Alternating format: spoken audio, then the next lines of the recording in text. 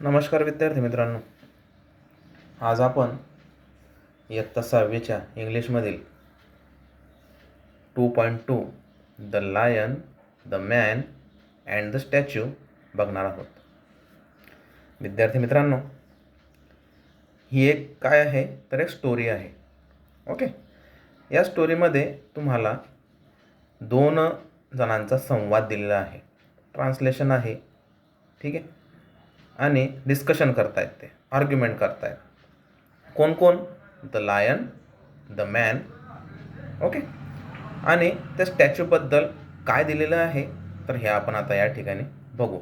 मी तर आता विश्वेश पाटील तुमच्या या 2.2ला आपण सुरुवात करूया. बघा, मी वाचतो, लक्ष द्या. The lion, the man and the statue. Long ago, men and animals could talk to each other. Once a man and a lion got talking. The lion was very proud of his strength. I am the king of beasts. I am stronger than any man. That is why men fear me. बघा काय सांगितलेलं आहे तर जे काही अनेक वर्षापूर्वी, long ago main and animals कुड टॉक टू इच अदर. अनेक वर्षांपूर्वी, खूप वर्षांपूर्वी माणसे आणि प्राणी हे काय करत होते? कुड टॉक टू इच अदर, एकमेकांशी बोलत होते. Once a man and a lion got talking. त्यावेळेस एक माणूस आणि एक सिंह हे एकमेकांशी बोलत चालले होते. The lion was very proud of his strength. लायनला म्हणजे सिंहाला त्याच्या शक्तीबद्दल, स्ट्रेंथ म्हणजे त्याच्या शक्तीबद्दल खूप अभिमान होता. प्राऊड म्हणजे काय? अभिमान. स्ट्रेंथ म्हणजे काय? शक्ती. त्याला त्याच्या शक्तीबद्दल खूप अभिमान होता. I am the king of beast. मी या सर्व प्राण्यांमध्ये काय आहे तर सर्वात शक्तिशाली आहे आणि मी सर्वात हिंस्र प्राणीसुद्धा आहे. I am stronger than any man. मी कोणत्याही मानवापेक्षा काय आहे तर खूपच स्ट्रॉंग आहे. आणि त्याचमुळे that is why men fear me. त्याचमुळे मला माणसे काय करतात? घाबरतात. मग the man was also proud of his intelligence. Don't forget that man are more intelligent than you are. That is why they can hunt you or capture you. लगेच त्यावर तो जो माणूस होता त्याच्यासोबत, तो जो व्यक्ती होता, तो लगेच बोलला. काय बोलला तो? The man was also proud of his intelligence. Intelligence म्हणजे काय? बुद्धिमत्ता. तर मानवाला सुद्धा काय होता? त्याच्या बुद्धिमत्तेवर खूपच अभिमान होता. आणि लगेच तो त्या सिंहाला बोलला, don't forget that men are more intelligent than you. तू हे विसरू नकोस. फॉरगेट म्हणजे काय? विसरू नकोस की मी तुझ्यापेक्षा काय आहे? इंटेलिजंट आहे. मी तुझ्यापेक्षा बुद्धिमान आहे. आणि त्याचमुळे that is why they can hunt you or capture you. आणि तू हे विसरू नको की माणसं तुझी शिकारसुद्धा करतात आणि तुला कॅप्चर म्हणजेच काय? तुला पिंजऱ्यातसुद्धा ठेवतात, तुला बंदिस्त करूनसुद्धा ठेवतात.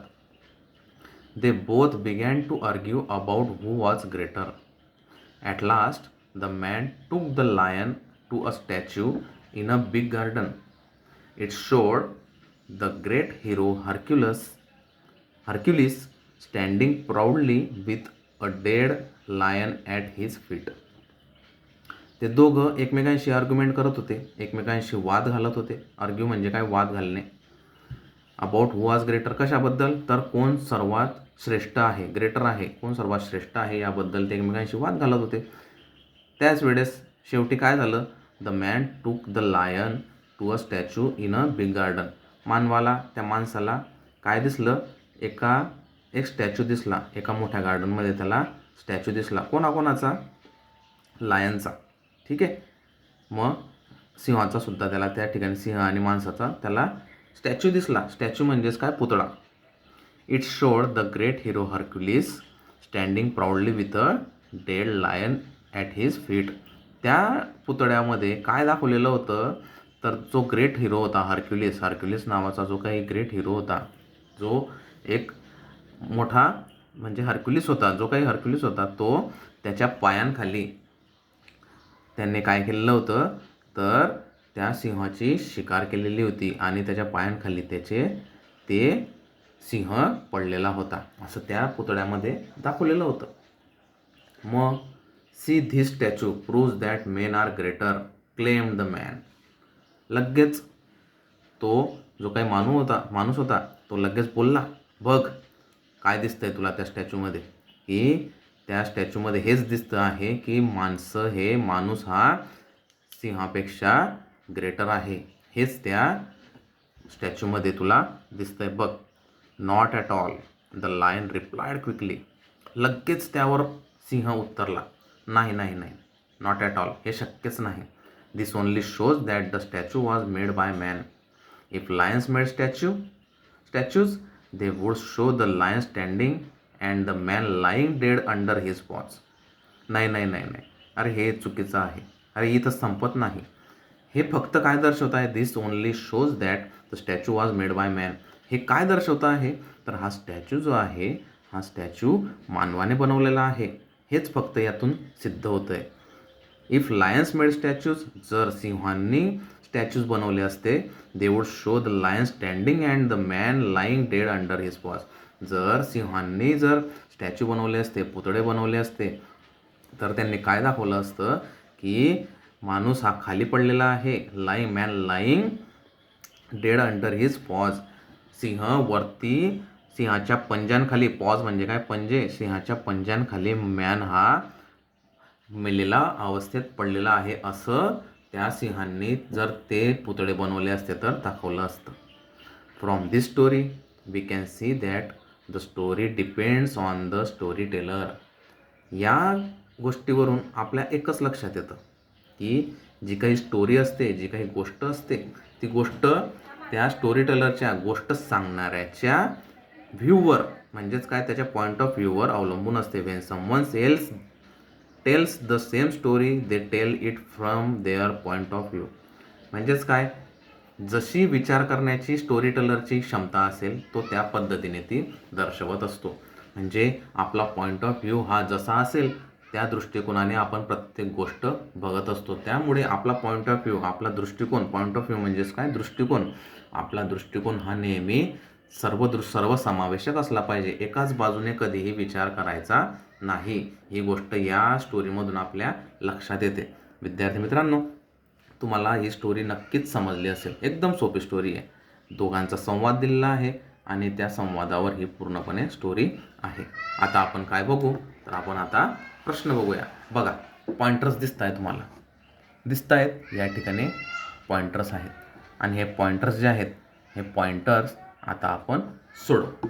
बघा, लिहिलेले आहेत, बघूया आपण. बघा, आता या ठिकाणी काय दिसतंय तुम्हाला, तर बघा, listen carefully to find the answers from the story. Okay, पहिला प्रश्न होता त्याच्यातला, काय पहिला प्रश्न पॉइंटर्समधला, who speaks first in the story.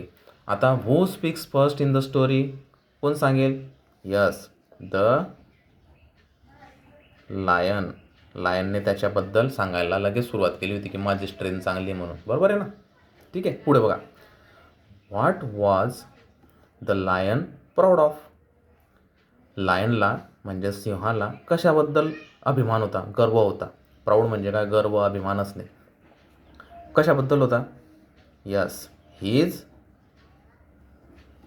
Strength, त्याच्या शक्तीबद्दल त्याला अभिमान होता, बरोबर आहे ना, हीज स्ट्रेंथ.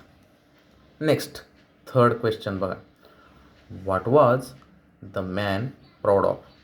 माणसाला कशाचा अभिमान होता, प्राऊड ऑफ कशाचा होता, कोण सांगेल, yes, his intelligence. Correct, his intelligence. Okay, मानवाला कशाचा अभिमान होता, हीज इंटेलिजन्स, त्याच्या बुद्धिमत्तेचा अभिमान होता. What did the man show to the lion. माणसाने त्या लायनला काय दाखवले, काय शो केले, काय ते दाखवलं त्याने बागेमध्ये? यस, काय? The statue. काय दाखवलं त्याने? तर पुतळा दाखवला गार्डनमध्ये. The statue in the garden असं लिहू शकता तुम्ही, in the garden. Okay. Next 5th question काय दिलेलं आहे? Who speaks last in the story. सर्वात शेवटी कोण बोललं? कोण सांगेल? शेवटी स्पष्टीकरण कोणी दिलं? बरोबर, कोणी? The lion. लायनने काय स्पष्टीकरण दिलं की जर तो पुतळा आम्ही बनवला असता तर आमच्या पायांखाली तुम्ही दिसले असते. म्हणजे प्रत्येकाचा पॉईंट ऑफ व्ह्यूनुसार याच्यातून आपल्याला शिकायला मिळालेलं आहे. बघा आता नेक्स्ट क्वेश्चन नंबर 2 बघा या ठिकाणी. काय question number 2? Read the story allowed along with the teacher. आता आम्ही तर इकडे आहेत ऑनलाईन अभ्यासक्रमामुळे, त्यामुळे तुम्ही स्वतः घरामध्ये कोणाला तरी समोर घेऊन बसायचं आणि त्यांच्यासमोर ती स्टोरी वाचायची. ओके. तुमच्या घरातले जे आईवडील असतील त्यांनाच टीचर समजायचं. ओके. नेक्स्ट बघा. Tell the story in short in your mother tongue. आता तुम्ही रीड केल्यानंतर मी तुम्हाला सर्व संभाषण सांगितलं, याचं सर्व स्पष्टीकरण केलं आहे. ठीक आहे. तुम्हाला ट्रान्सलेशन करून दिलेलं आहे मी.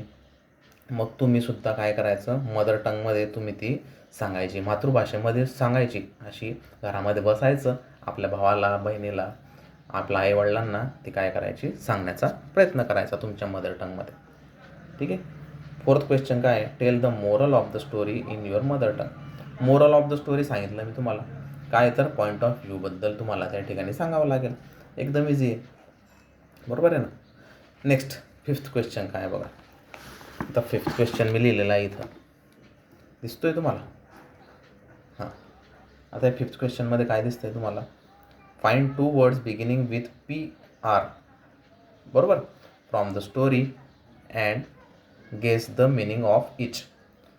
PR शब्द असलेले, सुरुवात असलेले शब्द शोधा आणि त्यामध्ये ते लिहा. आता यामध्ये PR शब्द असलेले तुम्हाला 2-3 शब्द सापडतील. मी 2 काढले बघा. या ठिकाणी प्राऊड दिसतंय तुम्हाला? Yes, correct. इथं प्राऊड आहे आणि इथं काय आहे? प्रूव्ज आहे, बरोबर आहे का. म्हणजे PRने सुरुवात झालेले मी 2 शब्द या ठिकाणी काढलेले आहेत आणि मी त्यांचे काय लिहिणार आहे, त्यांचे अर्थसुद्धा लिहिणार आहे. प्राऊड. आता प्राऊडचा अर्थ काय होतो, कोण सांगेल? अभिमान असणे.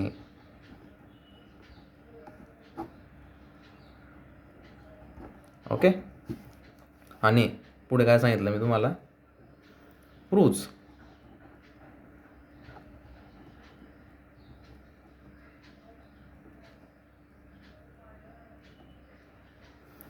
PROVES, प्रूव्ज. प्रूव्ज म्हणजे काय? सिद्ध करणे.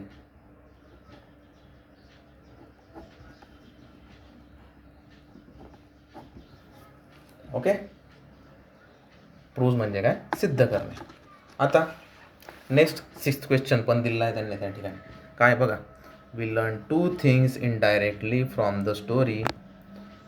Find and write the sentences which tells us that. तुम्हाला या ठिकाणी प्रश्न दिसत आहेत आणि त्यामध्ये 2 थिंग्स दिलेल्या आहे स्टोरीमध्ये. त्या कोणकोणत्या आहेत ते तुम्हाला लिहायचं आहे. बघा विद्यार्थी मित्रांनो, A आणि B या ठिकाणी लिहिलेले आहेत. Men and animals cannot talk to each other now. आता सध्याच्या घडीला माणसं आणि ॲनिमल्स बोलतात का? नाही. मग त्याच्या इनडायरेक्टली हे आपण लिहिलं आहे, पण त्याचे अर्थ तुम्हाला या ठिकाणी दिलेले आहेत. त्यांनी इनडायरेक्टली काय सांगता येईल तुम्हाला की long long ago main and animals कुड टॉक टू इच अदर, असं लिहिता येईल, बरोबर आहे ना. नेक्स्ट B काय आहे? Lions do not make statues. Lions हे स्टॅच्यूज बनवतात का? नाही. मग ते का बनवत नाहीत? बिकॉज जर त्यांनी ते बनवले असते तर त्यांनी त्या ठिकाणी काय केलं असतं? Lion standing in and the man lying dead under his watch, असे तुम्ही उत्तर या ठिकाणी लिहू शकता. हे 2 प्रश्न उत्तरं तुम्ही सध्या लिहायचे आहेत आणि पुढील प्रश्न उत्तरं जर तुम्हाला लिहिता आले, 7वा क्वेश्चन जो आहे ना, 7वा, या ठिकाणी त्या 7व्या क्वेश्चनचे उत्तरं तुम्ही स्वतः घरी होमवर्कमध्ये लिहा. मग आपण पुढील सोडवू नंतर. ठीक आहे. तर विद्यार्थी मित्रांनो, आता आपण भेटूया पुढील लेक्चरमध्ये. तोपर्यंत धन्यवाद.